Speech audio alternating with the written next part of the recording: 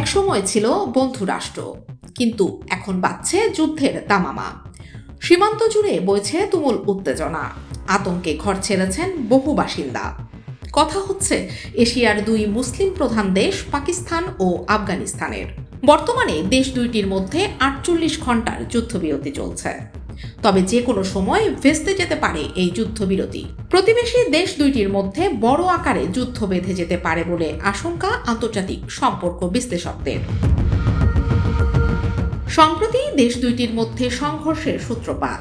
গত বৃহস্পতিবার আফগানিস্তানের রাজধানী কাবুল ও পাকতিকা প্রদেশে বিমান হামলা চালায় পাকিস্তানি বাহিনী। যদিও পাকিস্তান আনুষ্ঠানিকভাবে এই হামলার দায় স্বীকার করেনি, তবে আফগানিস্তানের তালেবান সরকার পাক বাহিনীকে দায়ী করে বিবৃতি প্রকাশ করে।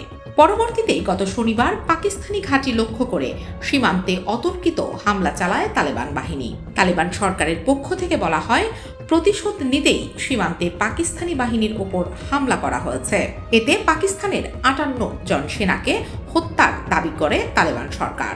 সেই সঙ্গে পাকিস্তানি বাহিনীর ব্যাপক পরিমাণ অস্ত্র ও গোলাবারুদ জব্দ করা হয় বলে জানায় আফগানিস্তান।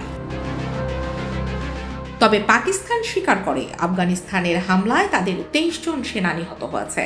পাকিস্তান সরকার এই হামলাকে উস্কানিমূলক উল্লেখ করে চলতি সপ্তাহে আফগানিস্তানে ফের হামলা চালায়। পাকিস্তান দাবি করেছে হামলার তালেবান 2 শতাধিক যোদ্ধা নিহত হয়েছে। শেষমেশ তুমুল উত্তেজনার মধ্যে দেশ দুইটির মধ্যে গতকাল বুধবার থেকে 48 ঘন্টার যুদ্ধবিরতি শুরু হয়। তবে বিশেষজ্ঞরা আশঙ্কা করছেন যে কোনো সময় আবার পাল্টাপাল্টি হামলা শুরু হতে পারে। এতে বড় ধরনের যুদ্ধে লিপ্ত হতে পারে প্রতিবেশী এই দুই দেশ।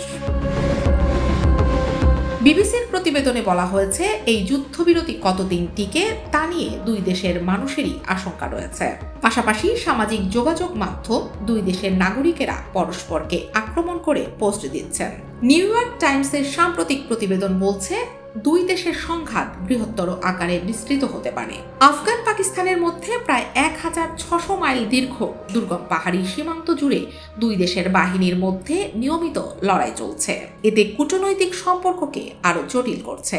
এখন সময়ের অপেক্ষা পরিস্থিতি কোন দিকে মোড় নেয়।